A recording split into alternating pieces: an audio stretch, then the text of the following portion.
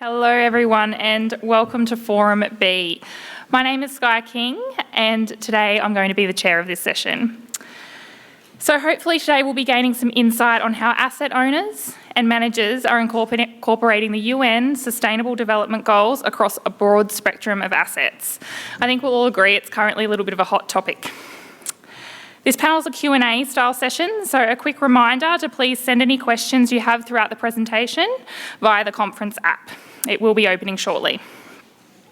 To that end, I'm going to kick things off with a quick poll. So it'll help us set the scene for the panellists today. So the question is, how would you rate your fund's progress on the implementation of the Sustainable Development Goals? Well on track, starting the journey, or not progressed at all? So while you're responding to that, I'll briefly introduce our panellists for today. On the panel, we have Louise Dudley, who's a portfolio manager at Hermes Investment Management in the UK. Kristian, Chief Investment Officer at Cbus, and Mary Delahunty, Head of Impact at HESTA. All of the attendees' bios available under the speakers section within the conference app.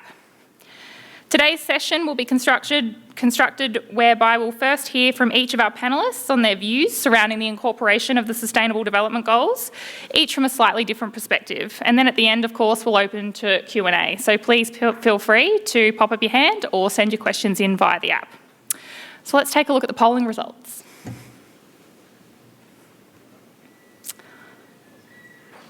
Excellent. So it looks like the majority of us are starting the journey. So the AXA Investment Managers Live Q&A is now open and will be for the duration of the session. Be sure to send in your questions. Now I'd like to hand over to Louise Dudley, who is going to provide a brief introduction on the Sustainable Development Goals and why this methodology has resonated with investors.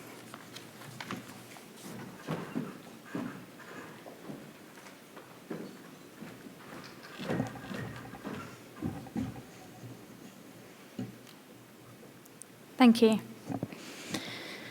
Good morning. Thank you very much for the opportunity to come and talk today. So I'm here kind of representing Hermes Global Equities, but hopefully I'll set the scene in terms of what we've seen within the market from an asset manager perspective, and particularly also in terms of the implementation, the more kind of practical side.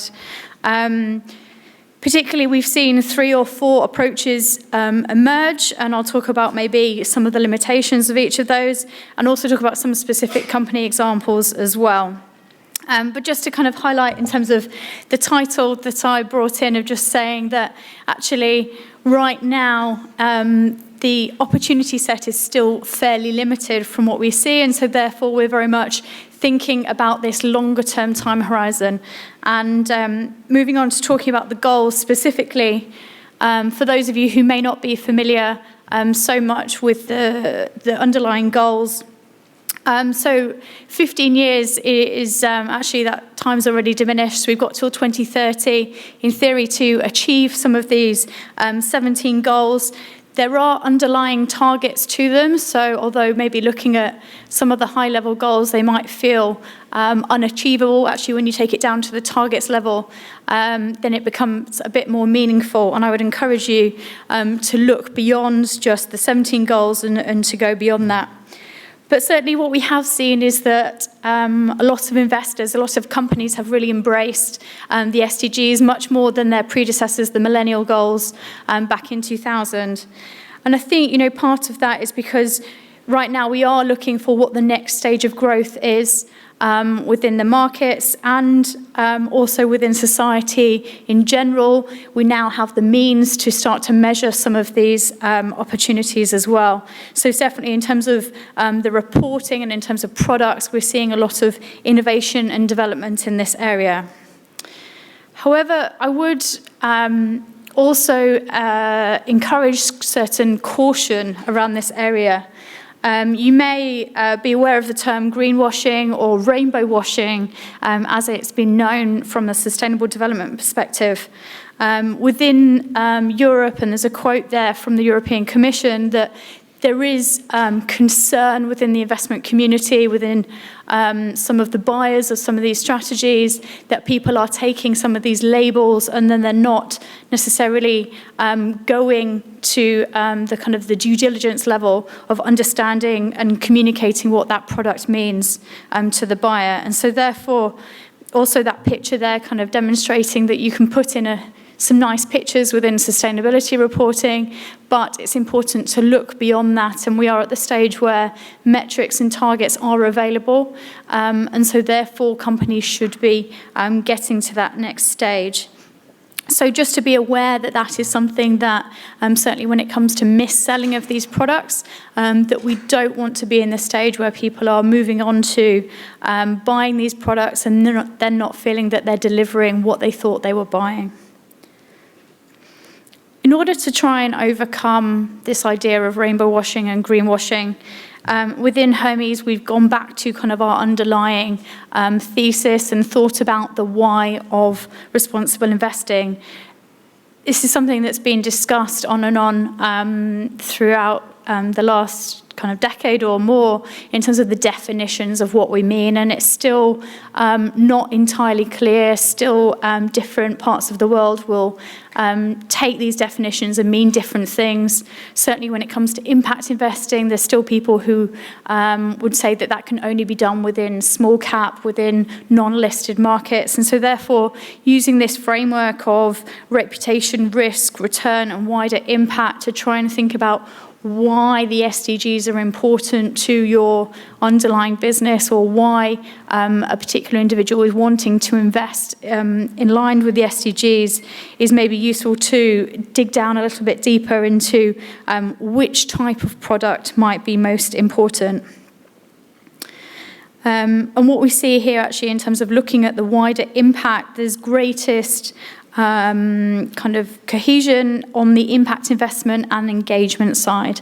And that's where we've seen that for those clients who are looking for that wider impact lens, so going beyond just the risk and return, that is kind of mainstream ESG integration, the impact investment and engagement do provide that wider impact lens.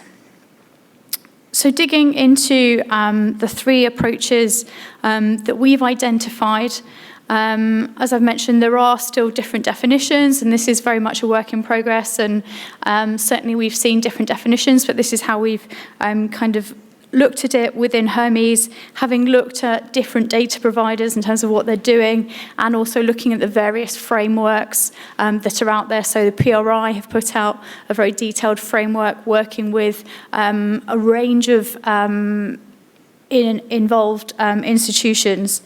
But we've broken it into these three different areas. So I'll touch on each of those and maybe how these can be applied within your process in terms of SDGs and which might be most appropriate for you.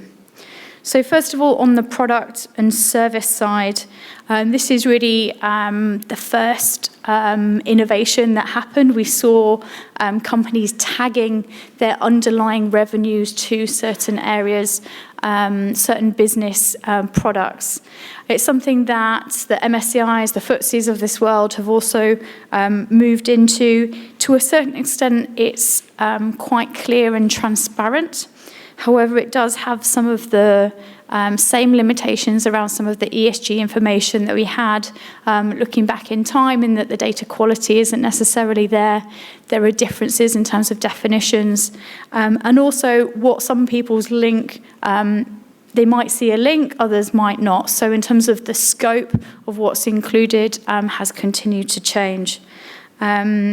It also does mean that, and I'll talk about this more further on, in terms of that there are some limitations in terms of how this gets applied. Some goals are not captured, certain sectors are not captured as part of this framework. Secondly, in terms of tilting and ESG positives. So to a certain extent, the SDGs are seen as the next innovation when it comes to being at the forefront of ESG integration. So looking more on the opportunity side, companies which are really looking to align to the goals of those that are seen as leaders within the ESG space. That's because something that we've actually seen as being quite important, and also that really resonates also with certain clients as well, that they want to be able to measure those outcomes, not just the inputs, the CSR programs and those other operational aspects that are being taken into account. That outcomes in terms of those positive benefits are quite key in terms of that communication and transparency. And then finally, on engagement, and I think within Hermes, you may well be familiar, we have quite a large engagement and stewardship resource internally, and we have been able to map some of the engagement that we do to the SDGs.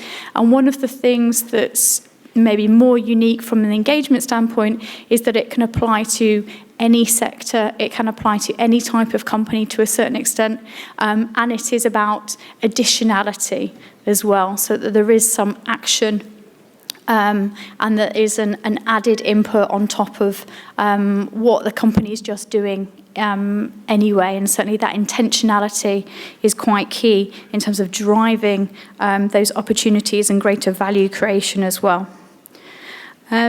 So I'll go through each of these approaches and maybe talk about some of the limitations. But one of the areas that I'll focus on mostly is actually some of the product and service information. This is data that is available to you. And I talk about this data as an example that's seen across the other different data providers as well. It gives an example of where the limitations are. So I've used the MSCI information to talk about the data and the underlying limitations, so grouping them into both social and environmental metrics, and you can see these 4 underlying investable themes. These investable themes then do have sub-themes as well, and each of those are linked to SDGs. You'll see that there is some overlap, and that's one of the limitations or challenges, that there is no direct, clear link to each investable theme. There may be one or more goals that it's linked to. At the same time, there's also the idea of direct and indirect influence as well. And so this is mostly capturing the direct links, not the indirect links that also may apply. But in terms of the numbers that are shown there, this is for the MSCI All Country World Index, so global developed and emerging market index, so 2,400 companies approximately. But you see that in total, only 500 companies have greater than 10% of revenue aligned to these themes. So still quite a limited subset. So for us as global investors, actually still quite limiting that investable universe, even if we use quite a conservative 10% revenue threshold.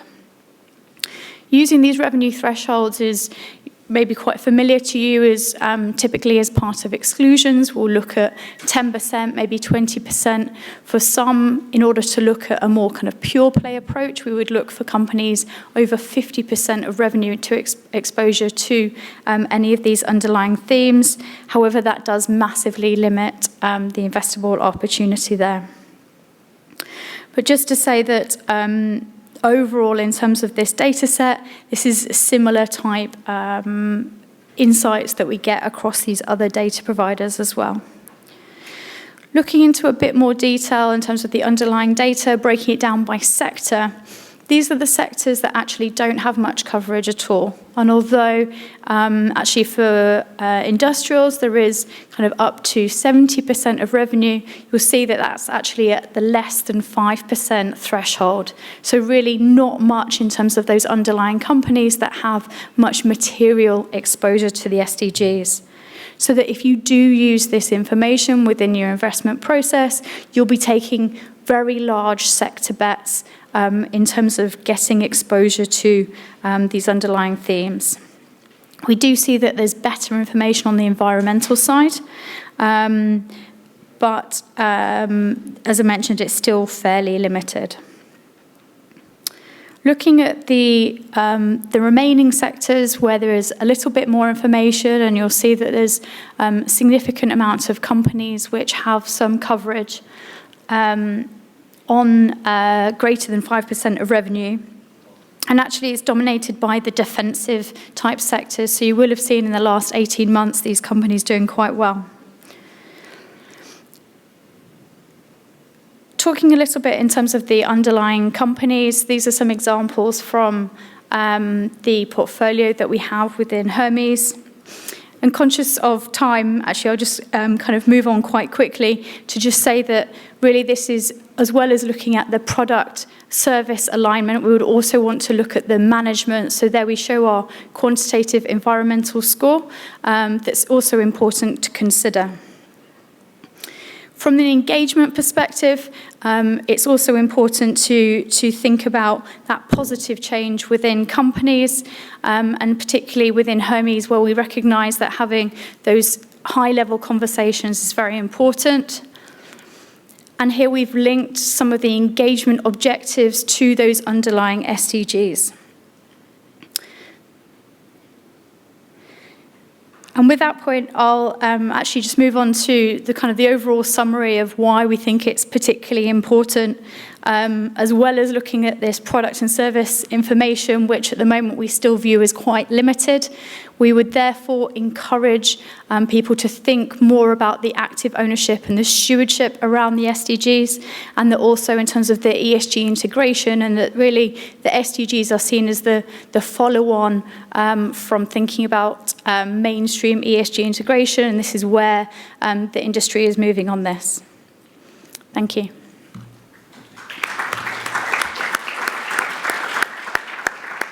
Thank you, Louise. We'll now move on to Kristian Falk, who's going to talk a little bit more about the actual implementation of the SDGs. He's recently undergone that with Cbus, and yeah, he'll lift the lid on some of the obstacles he faced. Thank you. Oops. Oh. So we've been looking at the SDGs as an interesting framework for I think maybe 3 or 4 years now. We came across it sort of as we were doing a lot of work talking to European funds that have been sort of thinking about it, and it has a lot of attractions to us. In the past, we'd always really sort of had this connection with our members through Cbus property, both in terms of the I suppose the properties they create, but also the jobs that they've created along the way and the returns and so forth.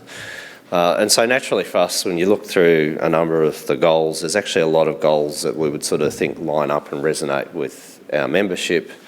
And we felt that this was like the first sort of, I suppose, framework that people with different frameworks were starting to coalesce around. So we thought it was really interesting in that regard. However, having said that, they weren't really initially derived for the purposes of asset owners to work with. And so we had this really interesting sort of attractive framework, quite detailed to some degree, but actually not designed for us. And so this is why I think the looking at the SDGs and the framework is an interesting challenge.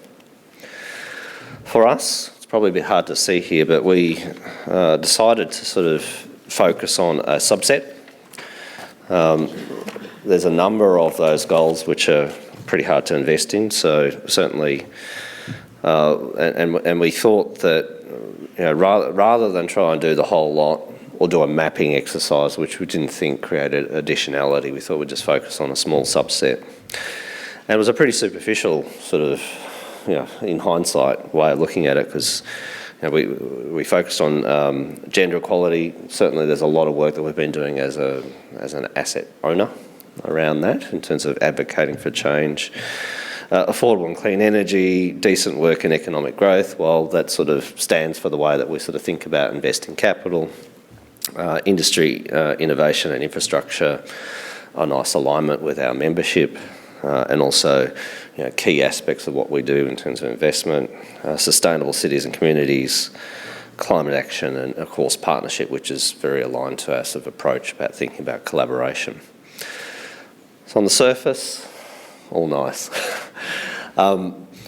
I think a couple of things. First of all, they were also designed to focus on more the emerging market, sort of developing markets rather than developed markets. So you have to sort of take a little bit of license around this in terms of, well, how do you apply it meaningfully? And I think the other thing is that measurement, as we talked about, is actually more challenging. I think for us, we started off with sort of a team that looked at it holistically, but you know, it's one thing to just sort of have this framework, but ultimately it needs to start to be brought into the way that we think about it holistically as a fund. And so we sort of looked at SDGs in a couple of aspects.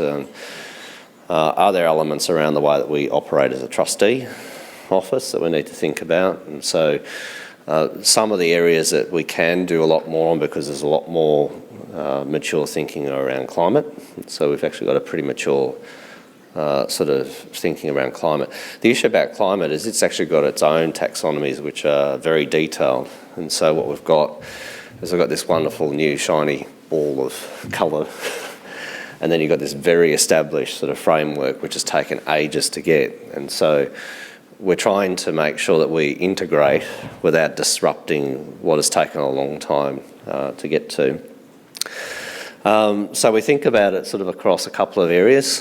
How do we think about it, particularly around actively investing? And so there are some areas that we can do that quite clearly around our property side of things, but we've been very specific now about putting a climate-focused portfolio. So it's a $500 million portfolio. So that's really being deliberate. Then there's integration. So how do you think about looking at investments with a lens on SDGs? And some of the interesting things around, and I think one of the benefits of being challenged by having to think about that is not only do you have to think about the positive contributions, but also you need to be mindful of negative contributions to other SDGs. Otherwise, you're not really having additionality. But the complexity is actually the thing that sort of starts to create much deeper thinking around how you evaluate assets. And then measurement's really another challenge. So certainly measurement around climate is probably getting better. We've got science-based targets and so forth. Certainly when we talk about jobs, we have to get that sort of the methodology verified as well.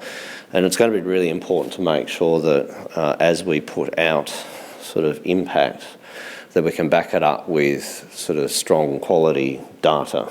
And that's an area that's still developing. I'll give an example. This year, we have actually, we've got the benefit of having direct investing teams. We've also got the benefit of actually bringing them into this process and say, okay, this is what we've been working on. How would you go about thinking about integrating SDGs into the way that you actually do something? So to go mapping to being more deliberate. So first, I would say with property, we have a slight advantage in the sense that we participate in the GRESB sort of survey, and they actually have quite proactively identified SDGs. And this is one of the interesting things is that you think, oh yeah, property, sustainable cities, but actually our property portfolio has a big lever around climate change and energy efficiency. So there's the asset itself, and then that's how do you operate the asset that can actually have these interconnections that we've learnt. So that's sort of been an interesting insight there. But in relation to equities, it's fair to say that there are a number of products that are sort of now coming out to try and assist with data. But just like we have the issue with climate and carbon and so forth, data's very patchy. So we do subscribe to that to look at our portfolio, but certainly it's insufficient for us to make investment decisions. Now, our equities team was actually formed from a couple of portfolio managers that worked in high net worth, and their language was different, but I think their intent was the same. So they talked about, we can get value from investing in high quality companies that have a moat, have some sustained advantage, and that are reasonably well priced. So that's sort of their remit. But it was a very high focus around sustainability in there. Naturally they had less around sort of resource companies and more around sort of those newer technology enabling and education, things like that. So that's how they already create value. But we've introduced the information around the Sustainable Development Goals. So what they've decided now is that this is an interesting framework to add to evaluation, but also to engage companies on.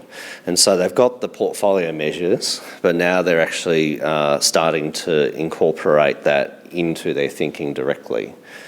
So that's just beginning, and they've taken on that challenge.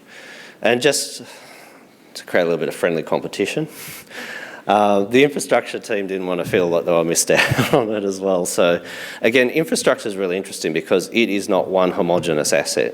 It's a whole lot of industries as well. And we've done a fair bit of work, and there's actually a lot of industry frameworks that you can leverage off for measurement. So they're not designed for SDGs, but actually they can give you sort of different measurement outcomes. So for the ports, there are initiatives around environmental. Same thing around airports, and you would have seen IFM sort of announce a whole lot of actions around reducing sort of carbon footprint around the operations of airports. So there's a lot of those industry sort of metrics that are already there, but you have to start with what's available, and so that's what we've sort of thought about trying to do in terms of measurement. Certainly, infrastructure sort of fits into the category, but that's probably not enough. And so they previously had ESG factors, and now they're broadening it out to the SDG framework, and they're going to do the same thing. Does it materially contribute? Are there any things in terms of the way their operations that create negative risks in terms of working against SDGs? And so it's just another lens to think about what are the risks, how can you think about offsetting it in terms of operation, or do you price it in and so forth? And are there risks that are just so big that you just say, well, look, it's not an area that we want to be in? So that's where we are now.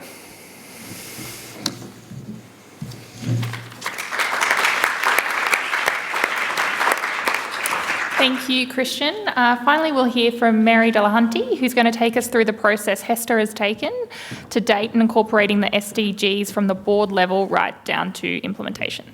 Thank you. Good afternoon, everyone. I'm having that really awkward moment when you realise you've agreed to speak honestly about a board journey, and then you look up and realise that there are some board members in the room. Terrific. So I am going to, though, and I've done slides because I had FOMO for other people's slides.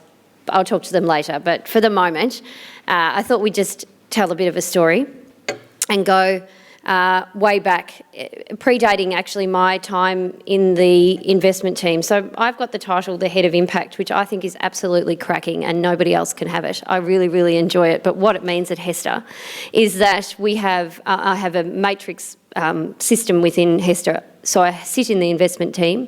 I also have responsibility for our advocacy, government relations and policy work, and responsibility for our internal sustainability. I'll come back to that in a minute. I've been at HESTA for a long time and been in the investment team relatively for about a year and a half. Now, actually it's a year, anyway, as you know, it's morphs, time morphs in the investment team. So predating my time in the investment team, a board paper went to our board in, I think it was about October 2017, suggesting that they make a decision on some focus, a subset of the Sustainable Development Goals to look at from an investment lens. And a decision was made and some focus, actually I think I'll put them on the next, yes I have, and some focused Sustainable Development Goals were decided upon. Now, that's a really interesting sort of way in which to lob yourself into this conversation. I think it was kind of like we knew there was a party going on. We definitely wanted to be at that party. We didn't know what we were going to wear, didn't know how we were going to get there, but we had the invitation, and we thought that perhaps we'll just start here and maybe then we'll figure out who we're going to talk to at that party. And I think perhaps when you make a decision like that without the framework, which has got to be the most overused word these days, without the structure to support how it is you're going to, get to that party, perhaps it's not the most comprehensive approach. So taking a deep breath and then figuring out what that meant, I'm going to set the Sustainable Development Goals aside for a second. At the same time that that conversation was going on, just with an investment hat on, some genuinely forward-thinking people in our fund at the board level, our CEO and others, were really grappling with this concept of impact. And could we actually develop an impact, shall I say framework again? Could we actually develop an impact function within the fund that aligned some of these things that we're trying to do in responsible investment, in our corporate responsibility, so our internal sustainability, and in our advocacy? Because it makes sense that we're speaking the same language the whole time across those three areas of work. And so we decided to develop this concept of HESTA impact and see what sort of traction that gave us in order to progress some other conversations. So trying to take, I guess, the Sustainable Development Goals, trying to take concepts of responsible investment out of the investment team and spread it broadly across the fund. And then trying to also understand what on earth does that matter to members. So it's a challenge, it continues to be a challenge. But if I can give you some examples of how this is playing out, really simply, we talk a lot in our investment team and externally in the ecosystem around investments about moving to a low-carbon economy, a low-carbon future. From an advocacy point of view, what is our position there? So HESTA needs to have, if we're talking about that in the investment team, we also need to have a public position about what we believe that looks like and how you get there. And that's not really about the actions that we take, it's about the actions that we ask others to take. And it's about our government relations program. And so our public position on this is that we believe there should be a price on carbon, and we're happy to say that loudly and proudly wherever the chance comes. But what does that mean for our corporate sustainability? Do we really have the integrity or the authenticity to wave the finger at others if we haven't actually looked internally to our trustee office to understand how it is that we are going to operate and show leadership towards a low-carbon future? And so as of yesterday, and you would have all seen our press release, I'm so sure, we are now the first Australian super fund to have been certified as carbon neutral by the Federal Department of Environment and Energy. So, thank you. Not helped by the fact that I've now flown down here to tell you about that. That's okay, we'll offset. And so that's what we mean about the alignment of the pillars of work. So how do we give that, I'll come back to the SDGs so I know what the session's about, but how do we give that some structure inside HESTA, and how do we then bring in the Sustainable Development Goals? So we have an ambition to be leaders of impact, and we needed to figure out what leaders do. You've all talked to both collegiate funds here in Australia and international funds and try and figure out who is actually doing, that groundbreaking stuff in all sorts of areas. There's one thing that I really noticed that leaders do, especially internationally, and certainly in Australia, you put Cbus in this bucket as well. Leaders talk a common language, and the Sustainable Development Goals provide a common language for the movement of capital and for policy settings. And that is where they become really important, I think. And it's not about sort of retrofitting what you are doing into the Sustainable Development Goals. It's about rethinking under that international structure of what do we need to do to make the world a better place. So leaders use a common language. We think leaders definitely walk the talk, hence our corporate responsibility focus. And we think leaders also set the agenda. So how do we build an internal structure that allows us to do that kind of thing? And I'm not entirely sure what the discussion was at the boardroom table, but I'll never forget the phone call that I got from our incredible CEO, Debbie Blakey, when she said, "Mary, we've decided HESTA is going to have an impact committee of the board. And you know, it was actually Halloween, so I was dressed like I think it was dressed like the Mad Hatter, incredibly appropriate. When you take that sort of phone call and you think, yes, that is awesome. We don't have very many board committees. We have an investment committee, we have a Rem and Governance committee, and now we have an impact committee. And I think you all know what that means. It doesn't mean a whole lot externally, but what it means is the gravitas and the measurement and the oversight. Oh, you have a risk committee too. See the risk guy over there in the corner? It's like, what the hell, chick? What are you doing? I don't know what they do. So we have this all of a sudden this gravitas that is almost forced upon the fund then. You know, when you are producing papers and ideas and when you are discussing things that are going up that chain, they have an instant level of importance attached to them. And similarly, you know when things are coming down from that level, they get done. And so that's why I was so excited, also because I was dressed like the Mad Hatter and it was a cracking outfit. But that coming down from that level, we needed to also set something else internally that would allow those ideas to be operationalised. And so in the investment space, we set the Responsible Investment Steering Group. Sustainability has its own group. We have an advocacy and a regulatory change sort of forum where we discuss things that are coming down from that level. So we start to break it into the pillars of work from there. So the SDGs provide a common language, but they also provide some measurement going up and down that governance structure. The measurement is not, as Kristian was saying before, it's not just about, you know, do you fit the orange one, no poverty kind of thing. It's at the underlying ambition level. So there's something like 171 indicators underneath all of the Sustainable Development Goals. The subset of Sustainable Development Goals that we're working with at HESTA is to do with the member. It's really, these are investable opportunities. They're also advocacy opportunities, and they're opportunities for us to do internal improvements based on the underlying ambitions of these SDGs. But what they are most is the ones that matter materially to where our members live and work and retire. And that allows us to use this common, really conceptual international language, but remember the member within it and try and tell stories at that level back to the members about these really high-level international sort of concepts. So, for example, HESTA is about 860,000 members and around 85% of our members are female. Our average member is 43. She works part-time.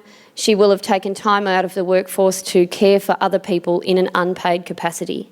And because of that, she is overwhelmingly represented in statistics at retirement that are alarming towards poverty, in really having no share of assets in retirement. You've all heard these stories before.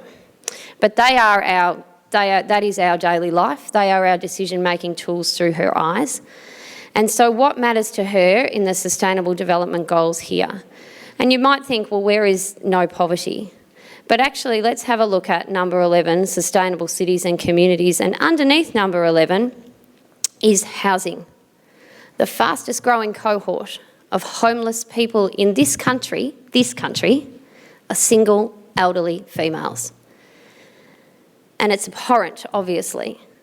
And the thought that our members, that we could have worked so hard to give retirement savings to throughout their lives, could be overrepresented in this statistic is excruciating. So let's hold ourselves up against actually not just number 11 as a pretty yellow tile, but 11.1 and 11.2 of the indicators. Can we create more houses that are safe and accessible to our key workers, health and community services workers? And you may have seen the other day how that has played out in our impact investment space by us really focusing with our social impact trust partners in Social Ventures Australia to look at housing initiatives for women in cities near where they work. And $19 million was committed to Nightingale Housing the other day as a part of that. So what happens back up the governance chain then? Can we take a measurement then of how it is, how many more beds, how many more roofs, how many more women have been housed from that initiative, whilst that investment is still earning a rate of return that we would expect from that asset class? And beyond that, what have we done with the publicity that comes from that to talk about housing more broadly in our advocacy point of view? And also, have we looked within our fund to make sure that the people who work there are financially secure, and can we offer them anything if they are not? And so that is the 3 pillars of our work, and that's how we've brought the SDGs to life, and I hope it's helpful. Thank you.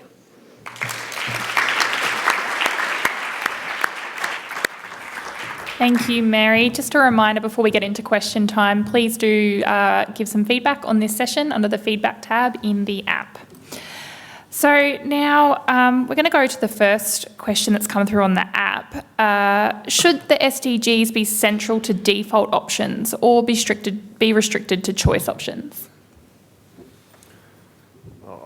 I mean, the approach that we've always taken is that responsible investment sustainability issues, if they're good enough, and we do believe that they're good enough to do it, it should be incorporated in every single option that we think about.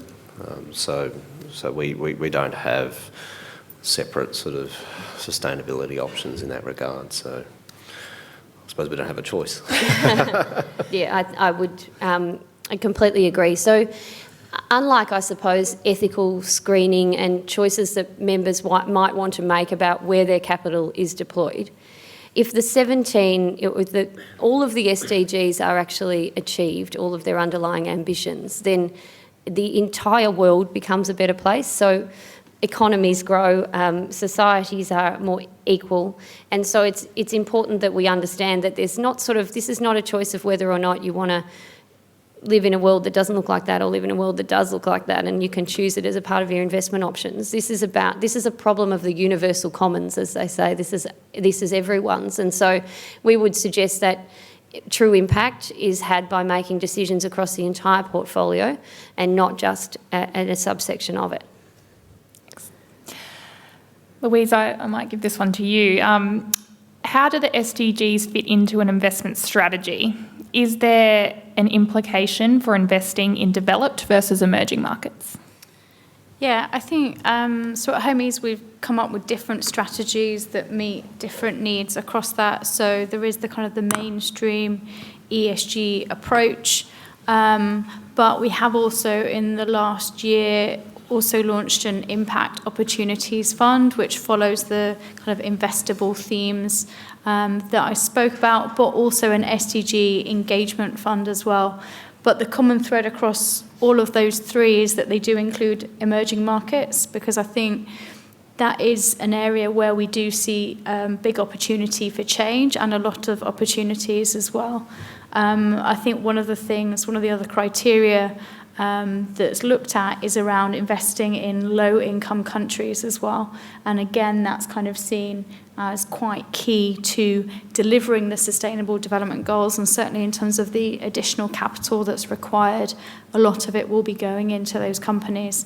At the moment, when we look at the data of developed markets versus emerging, they're about on par in terms of from the product alignment perspective, but we are seeing big improvements in terms of the data quality that's coming through. And given the data set is still only 3 years, we don't have a lot of time series information, but for next year, we do expect that to improve quite significantly for the EM companies. Yeah, and just a reminder, if anyone wants to ask a question from the floor, pop your hand up and we'll deliver you a mic. So Kristian, interesting on your views on EM and the SDGs and how you guys approach that. Yeah, we're actually doing a bit of thinking around EM generally, to be honest. So I think if you really want to move the dial on that, you start to have to think about, well, what's private market investment look like in the emerging markets? And we are doing a little bit of thinking around that, particularly around the infrastructure space. So it's probably more early days for us, but again, it's really fascinating because we started with sort of a group of people, which is probably more driven by our strategy people and our RI people around this road, and then we had to sort of introduce this to the investment team. And the first thing is, are you going to tell me how to do my job? Right? So that's the first thing. And then they go and look at it and they go, oh, this doesn't work. And then you go, well, actually, here's a whole lot of information around your own sector that you could probably leverage off. And I go, oh, okay. And one of the interesting things that we did was we used climate basically as a good one. So we actually had a dedicated portfolio, and then we said we're going to fill it, and everyone needs to come back with an idea. And that exercise of actually coming back with the idea rather than just saying it's not in my remit, opened their eyes. And so from that, our infrastructure team is looking at climate platform, which is actually in the emerging market space now. So I think the important thing is to don't aim for perfection. Don't try to sort of say to the teams, this is the new way of doing things. You have to bring them along. But once you get them hooked, it's quite interesting. And as I said before, there's a little bit of friendly competition that's going on now. But they are dead set focused around making sure that it's value additive. But when you give them a challenge and you bring the resources collectively to bear, it's very interesting how, and you give them a little bit of extra money as well that they're having to fight for, they actually really come up with some really interesting things. Yeah, and I guess just to lay one of the points that you made in your presentation, you have to be cognizant of the negative effect that investments may have on the SDGs. So one could argue potentially EM probably could have more of a negative effect than some other sort of areas. How do you deal with that? It's complicated. We're just launching a dedicated emerging market strategy now, which is leveraging off the same thing with the global quality. So they will, so it's the same team, so they will be actually taking the same framework and thinking about it from an emerging markets aspect. But this whole area around ESG and emerging markets and governance in particular is a bit more challenging. I think their view is, well, is it additive? Right? And is it sustainable in the way that it's going? And so I don't think they felt too conflicted with it. But it's interesting because it's hard to say in listed markets whether you're being additive or you're just buying something that's already there. The flip side is, though, if you're supporting a company and engaging with it and encouraging them to operate in that way, like as asset owners, we're saying there is value in this. I think you could argue that you are making a difference of some sorts there. Yeah. Question from the floor?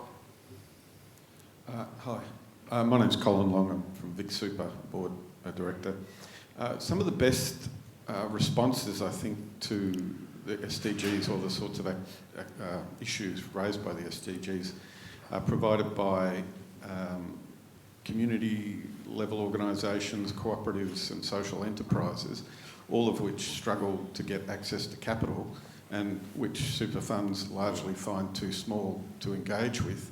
Is there any way that those sorts of enterprises can get access to capital from superannuation funds? Because my experience being involved in that sector is we think that superannuation funds are largely conservative and very reluctant to engage with that sort of enterprises, which are actually very successful. Yeah. Thanks, I'll jump in if I may. Actually, not too far along the seat from you, I think I'm seeing properly, is someone from HESTA who understood this problem and set about to tackle it. We wanted to have an impact investment. We wanted to have a presence in the impact investment space. We wanted to be able to work with community service organisations because it's where we draw our members from as well, as does Vic Super and a number of funds in Victoria. And so this was an important and not intractable problem for us to solve. And the way in which we sought to do it, and I think it was a really brave decision from the board, was to say these deals are small, and they're small because we haven't taught them institutionally how to deal with us. They're not coming in the structure that we need to be able to see them in. It's causing a lot of work. They're costly for us to consider.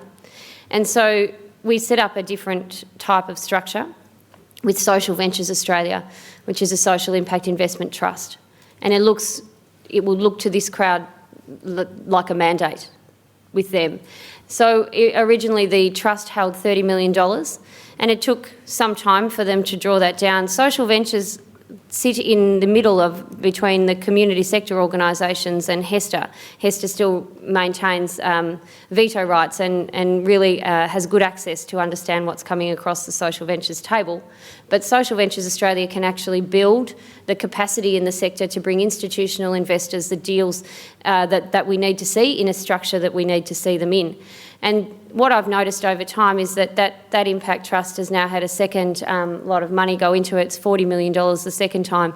The actual initiatives that we're seeing are getting much chunkier and more sophisticated. And that decision that the board and internal teams took to catalyse that market, I think was groundbreaking, and it makes me really proud to be able to talk about that, because it's doable. It really is. But you have to be intentional about it, I suppose. I think I'll just add to that.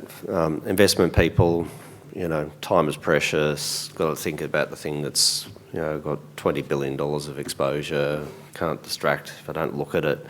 If I spend 5 minutes not focusing on that, it destroys value. But that's sort of the mindset that people go in. But this helps sort of create a different sort of framework where they think, actually, okay, maybe the investment and our infrastructure team is looking at something which is 30 million. But the investment itself would barely move the dial. But creating a little bit more institutional connection with the community that's involved in this initiative, with a view that it could actually extend over time, is something that they're willing to do. And we've tried to make sure when we look at success, and also I think it's part of the value proposition actually for coming to funds like ours and HESTA's, I think, is that some people want to be able to take that craft and actually do something a lot more than just the returns. And so to give them the time and the space to be able to do that, I think does give a level of attraction, because you're creating something. It's not easy, right? So you're actually using your skills and trying to work through problems, trying to get around some of the issues.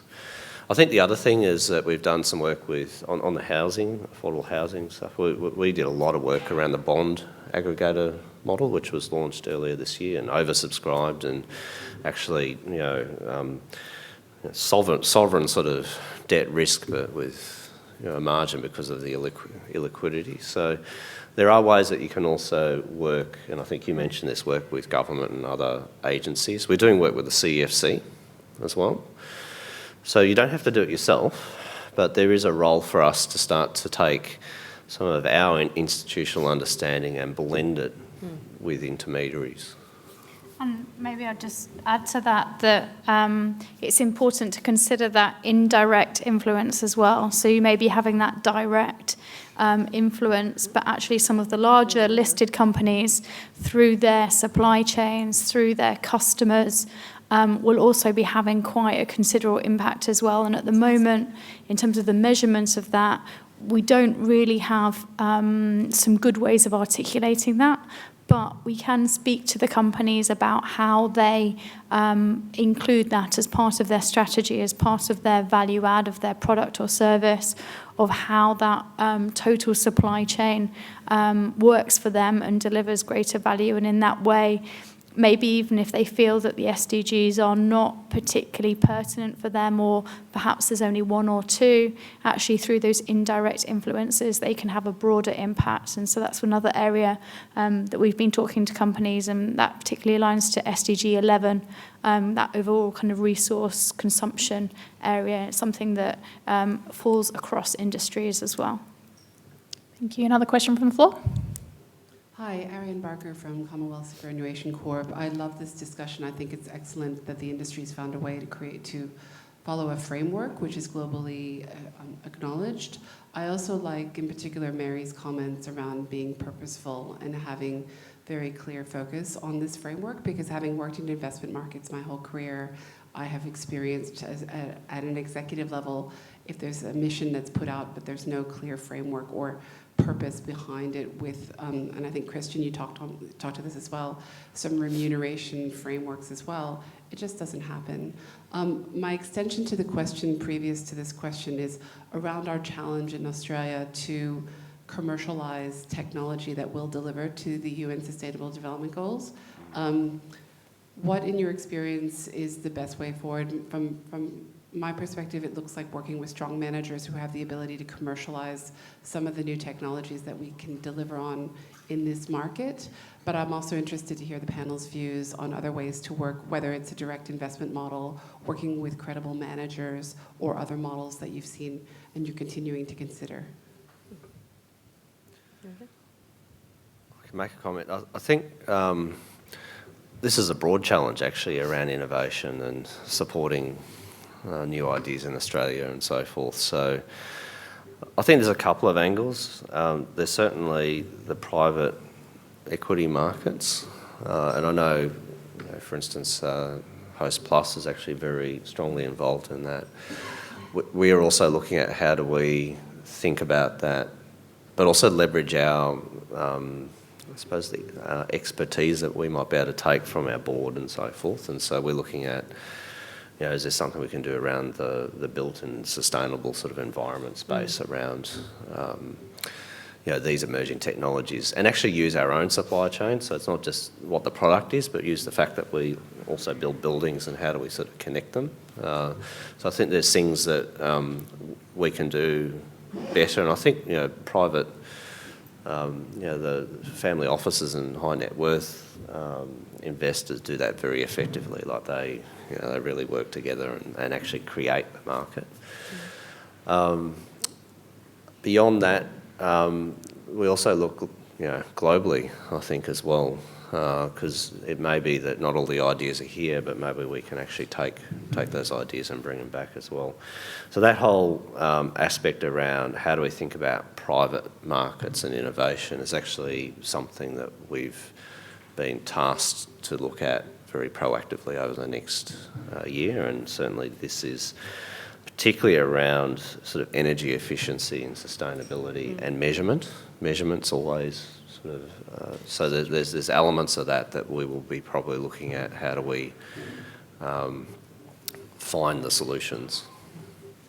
So I think it's all of those things, and I think it's everything that Kristian said as well. There's no one solution to how we bring technology in. We've got some great exposure, for example, at the moment to a life sciences fund. That fund is looking at innovative ways to deliver, among other things, but to deliver vaccinations via a patch so that there's less likelihood of contracting some sort of infection, etc. That's really more in an emerging world sense. But there are things like that maybe come more towards HESTA because of our membership base. And so it is about working with managers who understand that as well. Sometimes it's about listening to the stakeholders that we have around the boardroom table, because they are very helpful to help us understand where innovation is coming from in the health and community services sector, in the same way that Cbus wants to know how innovation is coming through sustainable cities. And if we both stick to our pots, no. If we we could no. So that's really helpful, because you've got already this ecosystem growing there. It's across all asset classes. But what I'm struck with, having been exposed more to the investment team, is that there are some incredibly smart, obviously, but really dedicated people there who actually want to find these solutions as well. And what the SDGs does in that kind of conversation is focuses the mind. So because they will have a lot of opportunities coming at them, how do they start to say what is important here? Which one do I not want to do harm to, or which one will I take some harm to in order to progress this particular goal? And that's where those underlying ambitions of the SDGs and that subset start to really come into play. It helps to focus people's mind to what is important to the fund, because what is important to the member. So if that's of any use, I think certainly you need to kind of be selective about which SDGs you use to focus that kind of deliberative decision making. I'd probably also want to make the point that in the post-Hayne Rule Commission, and apparently the fact that all the industry funds have won the war or something like that, that there is increasing scrutiny around how we do business, the impact of what we do. And so not only does it sort of help us think about making better investment decisions, but it aligns the way that we actually do investments with what I think is going to be community expectations over the next 5 to 10 years, both in terms of us externally as a brand, but also our members who are coming up. I've got an 18-year-old son. He's one of those introverted people you wouldn't think he'd do boo, but he's actively involved in climate action. He's on the committees and things like that. He's lying on the street, which I would never do, but I think good on him. But he's probably really representative of our members and customers and the customers of other businesses that are going to be coming through, and we need to be thinking much more along that way. Yeah, and certainly for us as asset managers, we get calls every week from new technology platforms, new sources of data. Can you take a look at this? What do you think? And I think definitely we see our role, as one of the leaders in this area, that we do want to contribute to better frameworks, and so therefore that is an ongoing part of it's like an annual process where we look at what's out there, we select the ones that we want to try and support, we try and put them on more of a 3-year programme to give them feedback, to make improvements and potentially use that information. It doesn't always come through, but certainly there's some good learning that comes out of that, and certainly we've seen some consolidation within the industry as well, where if we can put people together with kind of sharing of best practice, sometimes even as part of our engagement, we'll take certain data providers and make them speak directly to some of the companies, which can act to help to further development in that area. So for instance, around blockchain or things like that, which continues to drive the momentum and the progress forward. And very popular question on the app, and it's directed for you, Mary. Kristian, I'm sure you can weigh in too.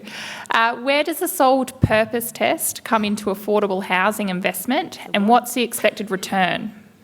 Both investment return and impact. I see APRA's in the room. I should have mentioned that regardless of whether or not an investment is coming through the Social Impact Investment Trust or coming across those very clever investment managers that I mentioned before, the investment thesis has to stack up. Full stop. There must be a return. And then the return should be relative to what we would expect across that asset class. That happens in the Social Impact Investment Trust as much as it happens outside of that. And so our sole purpose test, the mindset that we have towards the sole purpose test is the same hat is on either way. Really what the Social Impact Investment Trust does is allow us to take some costs out of considering social impact investment, apply some measurement about whether or not this actually will have a social impact, and to build capacity in the community services sector to deliver back into that sector. But the investment thesis must stack up regardless. And so the expected rate of return on the Nightingale example that I've used there, is 15%. We're a debt partner and an equity partner in that particular model, and I can go into more detail of it, or the person who did the actual deal can too, because he's sitting in the corner over there trying to get further and further into the back of the room. Andrew Major's here. So that in a nutshell is really the answer. Given the increased scrutiny on funds and the way in which we make decisions, it's right and proper, obviously, that people ask that question, and it's right and proper that I know the answer. But we are trying to be bold in social impact investment and prove that there is a market to be had in Australia. And so regardless of the increased scrutiny, we need to be very sure of our decision making, but continue down that path, because it's important. It's important to the members and it's important to the growth of the country. I'll just add on the affordable housing space. We've been able to do it within some of our developments because it helps facilitate zoning and things like that, approvals. In fact, a lot of what we do is to create that community. So actually, it's not just about affordable housing on some of our developments. We give back land and things like that, all about creating overall value. So I think if you're only doing it at targeted, it's hard. It's hard to get that scale. When you look at it sort of in a more integrated way, in the way that companies operate or the way that businesses operate, you get a little bit more flexibility.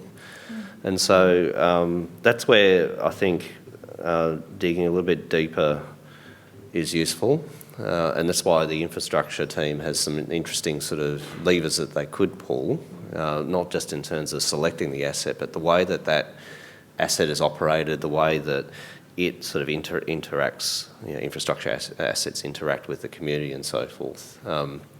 Those sorts of initiatives are actually quite aligned with your licence to do business, creating opportunities, because the government, if you're a good sort of community, corporate community provider, you might be given the opportunity to extend your service, which is much cheaper than trying to bid for a new asset. So I just think